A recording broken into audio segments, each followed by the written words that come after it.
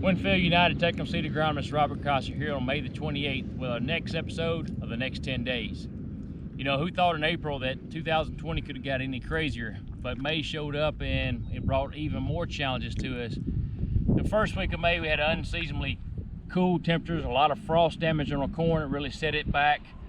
Cotton, some of the cotton I got planted, a lot of that had chilling injury on it, really sustained, detrimental to our stands.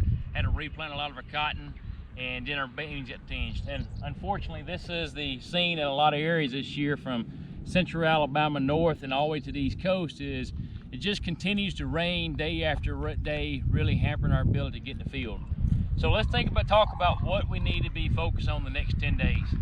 Number one, when we talk about corn, our corn should be side dressed. I know a lot of areas are still working to get those last few acres side dressed, but our corn is getting V6, V7, even some of it in areas of V8.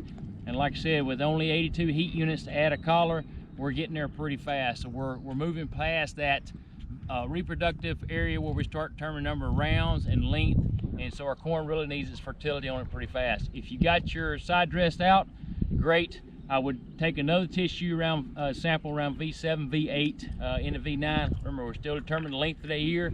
Still need to make sure we got our nutrition dialed in before we get through our pre-tassel applications and really get into that reproductive stage of the corn plant.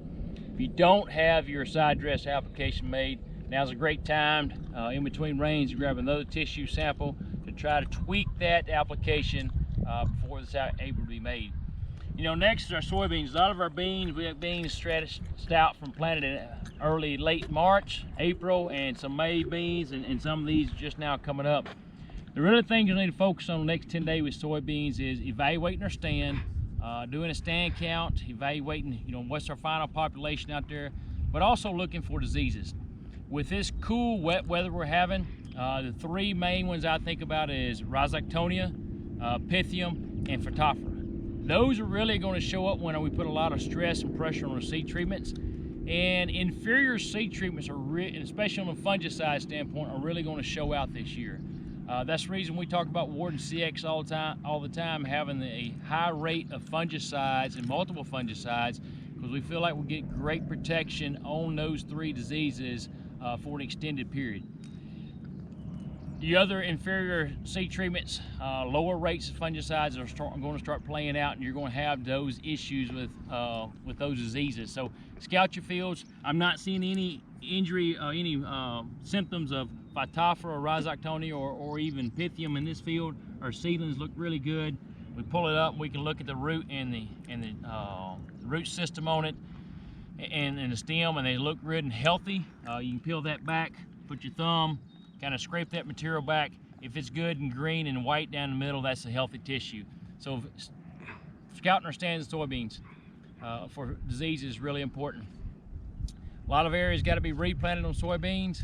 I'm willing to leave a thin stand than trying to go back and supplement or trying to tear up a stand of soybeans we have and come back later.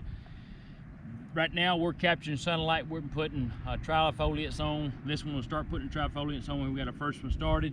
And once we get past that, we're actually adding yield potential at that point. So I don't want to go back and tear a stand up if I've got anything uniform above 90, 95,000.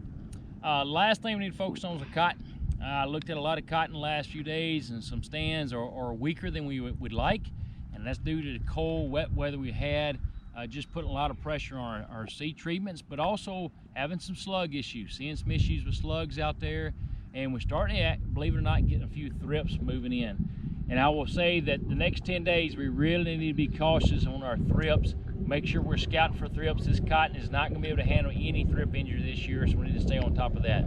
So that kind of sums up what we need to think about through the first week of June. Evaluating our stands, seeing where we're at. Some growers will have to take preventative plant on some acres, and some will decide to move from cotton over to soybeans. I would probably not plant any cotton after June the 5th. That's kind of a tough cutoff time frame till we get to our freeze in the fall. So that's kind of where we're at. Hope that June and July is a little better to us from an environment standpoint.